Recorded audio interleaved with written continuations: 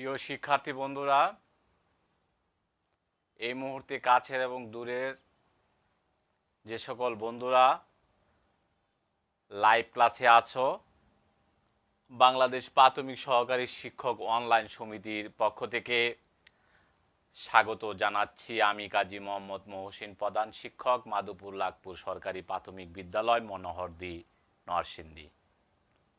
তো বন্ধুরা, তোমরা কেমন আছো? ঈদ পরবর্তী সময়ে এই পেজে আজকে প্রথম ক্লাস উপস্থাপন করতে যাচ্ছি।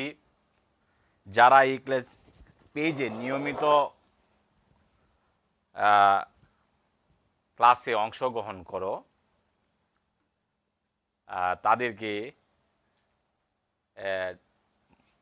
জানিয়ে রাখছি যে আজকে তোমাদের পঞ্চম শ্রেণীর অধ্যায় 6 অর্থাৎ প্রাথমিক গণিত বিষয়ে অধ্যায় 6 পাঠ্যাংশ 6-2 অপ্রকৃত ভগ্নাংশ বিষয়ে পাঠ উপস্থাপন করতে যাচ্ছি।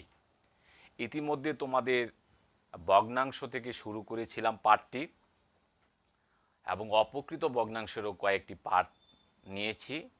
তো আজকে অপ্রকৃত ভগ্নাংশের এই পাঠটি উপস্থাপন করতে যাচ্ছি। মূলত সেটি হলো যে 43 থেকে 44 পৃষ্ঠার যে সমস্ত সমস্যা আছে সেই সমস্যাগুলি নিয়ে আলোচনা করব। আচ্ছা, এখানে মূলত 43 পৃষ্ঠায় যে সমস্যাগুলি আছে সেখানে লক্ষ্য করেছি আমাদের যে যোগ এবং বিয়োগ করি কিভাবে হিসাব করা হয় তার একটি ব্যাখ্যা এখানে তুলে ধরা হয়েছে তোমাদের পাঠ্য বইয়ে। এটি আজকের ক্লাসের মূল বিষয় হলো যে এটি আমরা বুঝতে চেষ্টা করব যাতে তোমরা এটি সহজেই সমাধান করতে পারো। এবং এই আজকের ক্লাস থেকে বিভিন্ন সমস্যা, এ ধরনের যে ভগ্নাংশের সমস্যাগুলি থাকে সেগুলি তোমরা কি করতে পারবে? সলভ করতে পারবে, সমাধান করতে পারবে। তো চলো বন্ধুরা, আমরা ক্লাসে ফিরে যাই। দেখো বন্ধুরা, একটি সমস্যা এখানে উঠিয়ে নেই বোর্ডে। 3/1 যোগ হলো 1/9 যোগ হলো 6/1। এই সমস্যাটি দেখি তোমার প্রথম কি চিন্তা করতে হবে, তোমার কি ভাবতে হবে সেই বিষয়টি চিন্তা করো। একাকী চিন্তা করো, যদিও তোমরা সকলেই একাকী আছো এখন। তো এখানে দেখো যে দুই ধরনের ভগ্নাংশ আছে। একটি হলো তোমার প্রকৃত ভগ্নাংশ, এবং মাঝের যে ভগ্নাংশটি সেই ভগ্নাংশটি কি একটু মনে করো তো দেখি।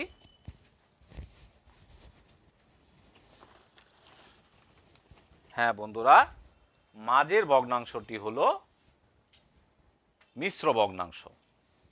মাঝের ভগ্নাংশটি হলো মিশ্র ভগ্নাংশ। এখন এই মিশ্র ভগ্নাংশকে আমাদের প্রথম কাজ হবে, এইটি দেখলেই কি মনে হচ্ছে যে এটি একটি ভগ্নাংশের যোগ।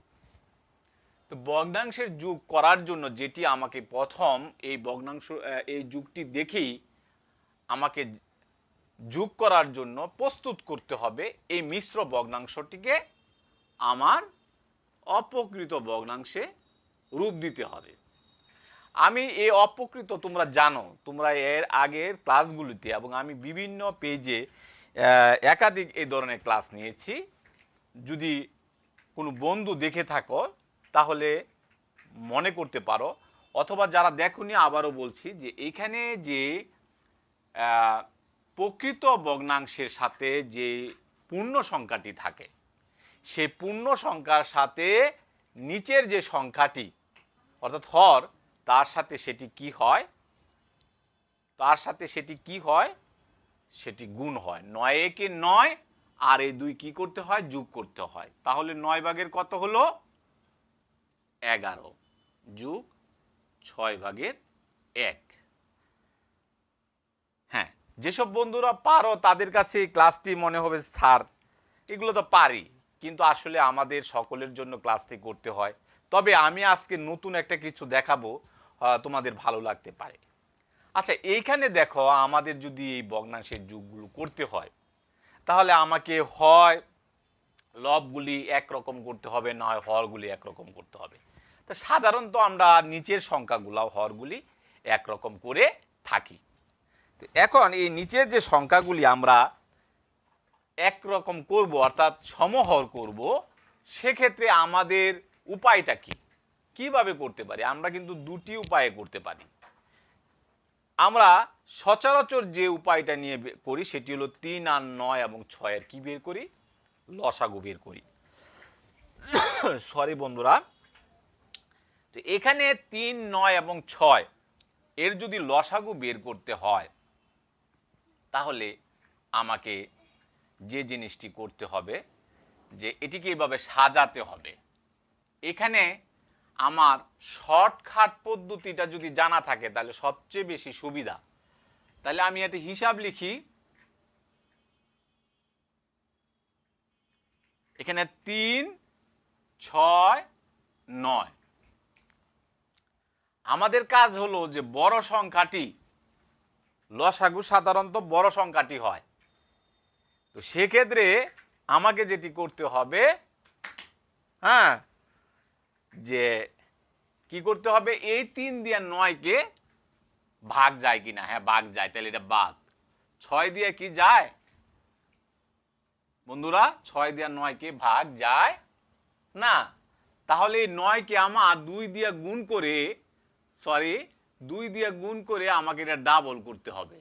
তাহলে কত আসবে? 18। 18 কে 6 দিয়ে ভাগ দিলে যায় কিনা দেখো তো? হ্যাঁ, 3, 6, 18। তাহলে এদের লসাগু হলো 18। তোমার এদের লসাগু 18। এখন তোমার পদ্ধতিতে আমি লসাগুটা করি। তোমার পদ্ধতিতে যদি আমি লসাগুটা করি সেক্ষেত্রে তুমি দেখবে এটাই হচ্ছে। তোমার পদ্ধতি কোনটা? যে লসাগু করতে গেলে, হ্যাঁ, এইভাবে তুমি করতে 3 একে 3, 3 দুগুণে 6, 3 তিরিকে 9। তাহলে দেখো 3 দুগুণে 6, 3 6 18। দেখছো? তাহলে আমি এই পদ্ধতিটা যদি, এটা ছোট তাই এটা সহজে হয়ে যাচ্ছে। এমনও সংখ্যা আসবে যেখানে বারবার করতে হবে, সেক্ষেত্রে কিন্তু এইটাই সবচেয়ে বেটার। কি করছিলাম আবার একটু লক্ষ্য করো, আবারও দেখাই। যারা মনোযোগ দাওনি এখন আবার মনোযোগ দাও। যে এখানে 3, 6 এবং 9। দেখো বন্ধুরা, এটা শর্টকাট কিভাবে আমরা লসাগু বের করতে পারি। যারা এখানে দেখছেন তারাও দেখেন, হ্যাঁ, শিখতে পারবেন। দেখেন এটা, যে এখানে এই যে সবচেয়ে বড় সংখ্যাটি আমি সাজিয়ে লিখেছি। দেখো 3, 9, 6। আমরা কি করলাম? 3, 6, 9 লিখলাম। এই 3 দিয়ে যদি শেষের সংখ্যাটি ভাগ যায় তাহলে এটা কেটে দিব। আচ্ছা, এখন 6 দিয়া 9 কে কি ভাগ যায়? যায় না। তাহলে এই 9 কে আমি প্রথম 2 দিয়ে গুণ দেই। তাহলে কত হইল? 18। এখন দেখো তো ভাগ যায় কিনা? হ্যাঁ, অবশ্যই যায়। 6, 3, 6, 18। এই হলো এই 3, 6, 9 এর লসাগু। তাহলে আমরা সহজেই বের করে ফেললাম লসাগু। হ্যাঁ, এইভাবে আমরা কিন্তু লসাগুটা সহজে বের করতে পারি। তাহলে এখন এই লসাগু দিয়ে এই 3 এবং এই 3 কে, অর্থাৎ এই নিচের সংখ্যাটিকে লসাগুকে কি করতে হয় বন্ধুরা বলো তো? চিন্তা করো। হ্যাঁ, ভাগ করতে হয় 6। তাহলে 3, 6, 18। অর্থাৎ আমরা কি করব? ভাগ 6। এবং উপরের সংখ্যাটির সাথে কি করতে হবে? গুণ করতে হবে। সমান কত হলো? 6। তাহলে 6 একে 6 যোগ, ঠিক এমনি ভাবে 18 ভাগ 9, ফল আসলো কত? 3। 3 না, 2। তাহলে 2 উপরে কত আছে? হ্যাঁ, 11 গুণ 11 সমান কত? 22। তাহলে এখানে কত আসলো? 22 যোগ 6 দিয়া এইভাবে 18 ভাগ 6, 3, 6, 18 গুণ হলো 1। কত হলো? 3। 3 তাহলে বন্ধুরা লক্ষ্য করো এখানে কত আসলো, 18 ভাগের 6 আর 22 কত, 28, 28 আর 3 কত, 31। এইখানে লক্ষ্য করো বন্ধুরা যে এইটার 18 ভাগের 31 আসছে।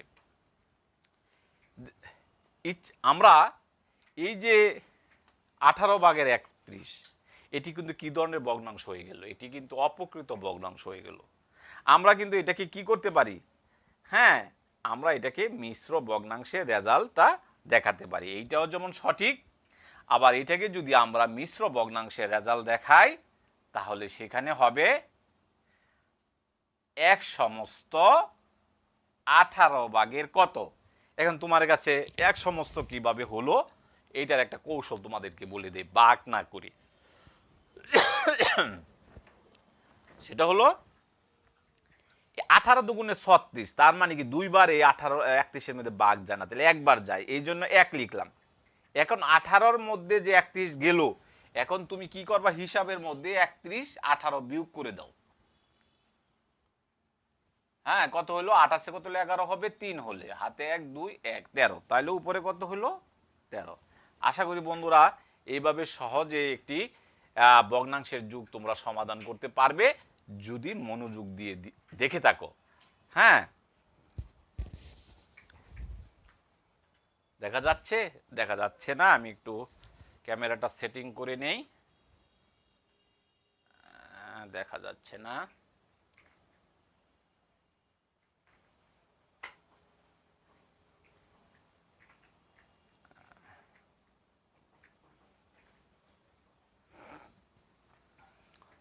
আচ্ছা আমি একটু উপরে লিখি তাহলে তোমরা দেখতে পাবে।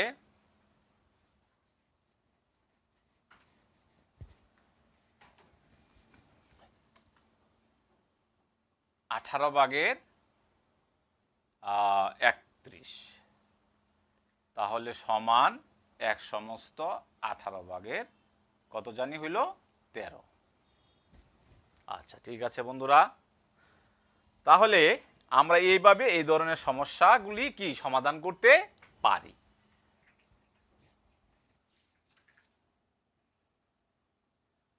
প্রথম হলো আমরা কি যে সমহর করার জন্য অপ্রকৃত ভগ্নাংশগুলিকে আমরা মিশ্র ভগ্নাংশকে অপ্রকৃত ভগ্নাংশে রূপ দিব। তারপরে কি করব, যে হরগুলি লসাগু বের করব, এবং লসাগু বের করা তোমাদেরকে একটা শর্টকাট একটা বুদ্ধি দিয়ে দিলাম, এইভাবে তোমরা অতি দ্রুত এই লসাগুটা বের করতে পারো। তারপরে যদি তোমার কাছে মনে হয় না এটা আমার কাছে স্যার কেমন জানি মনে হয়, হ্যাঁ তাহলে তোমার মতো করে নিবা, অ্যাজ ইউর উইশ। হ্যাঁ তবে তোমরা যদি লসাগু ভালো করে বুঝে থাকো অবশ্যই এটি তুমি দেখে খুশি হবা যে এটি অনেক সহজ। তো ঠিক আছে, ধন্যবাদ, এটি কেটে ফেলি, মুছে ফেলি।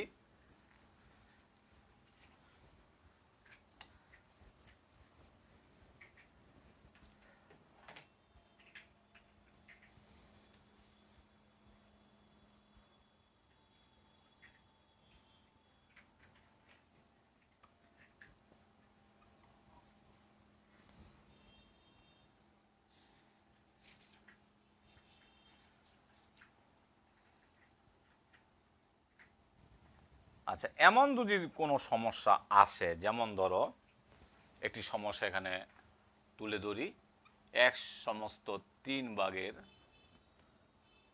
2 যোগ হলো 8 ভাগের 5, তারপর বিয়োগ হলো 1/6 ভাগের 1।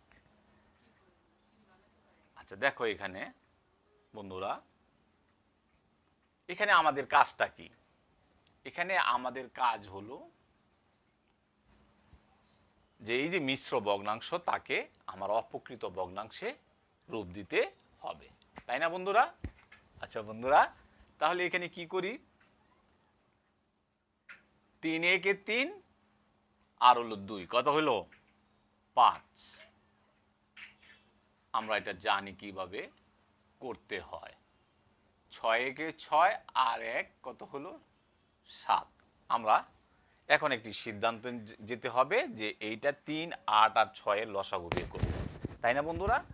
যদি আমরা লসাগু বের করতে হয় আবারও সেই কথা চলে আসলাম যে 3 6 8। এখন 3 6 8 এর লসাগু আমরা কিভাবে বের করব?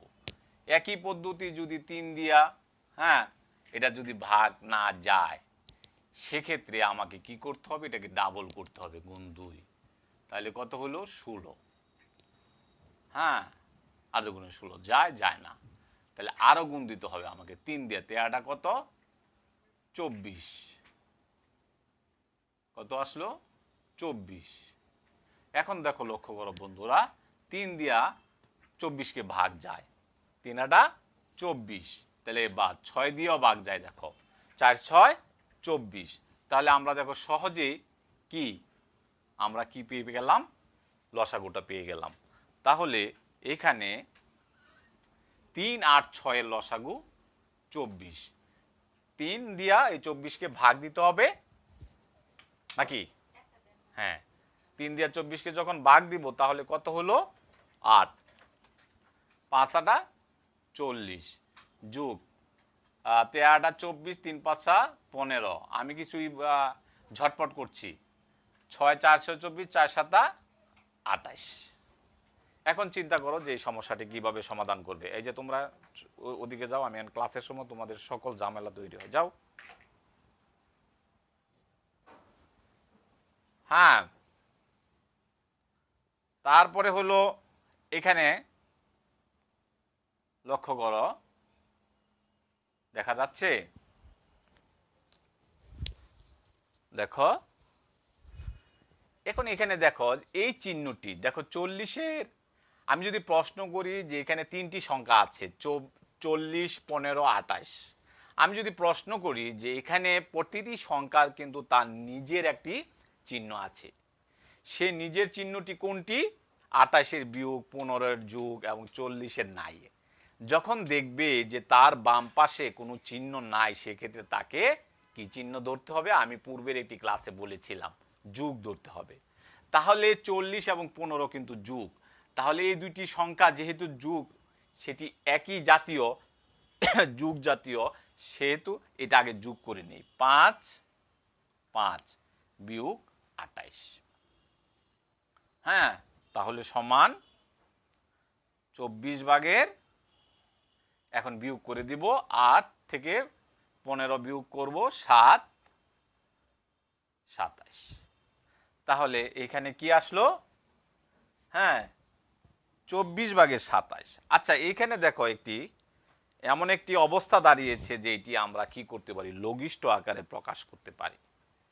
এই লঘিষ্ঠ আকারে যদি আমরা প্রকাশ করি তাহলে যেটি আসবে সেটি হলো 3 নং 27, 3 8 24। তাহলে কত আসলো এখানে? 8 ভাগের 9। তাহলে লক্ষ্য করেছো বন্ধুরা, এখানে আমার 8 ভাগের 9 আসছে। আশা করি বন্ধুরা বুঝতে পেরেছ। এবং এটিকে ইচ্ছে করলে আমরা 8 ভাগের 9 এর বদলে আমরা লিখতে পারি 1 সমস্ত 8 ভাগের 1ও লিখতে পারি।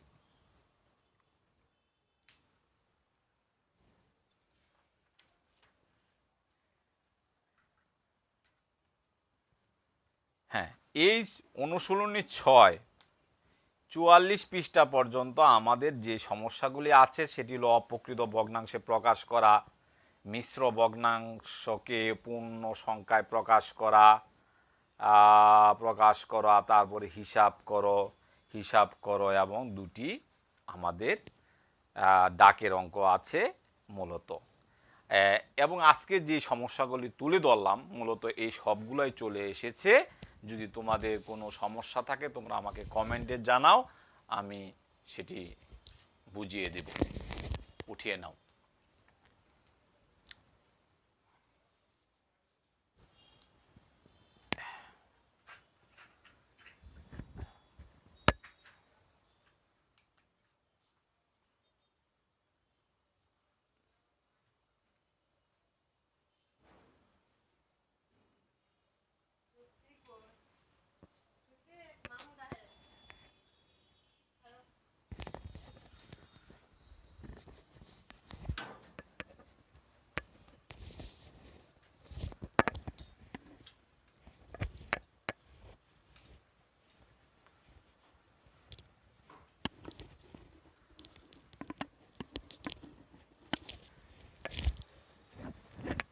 ঠিক আছে, মুছে ফেলি। তাহলে আমরা আগামী ক্লাস নিয়ে আসতেছি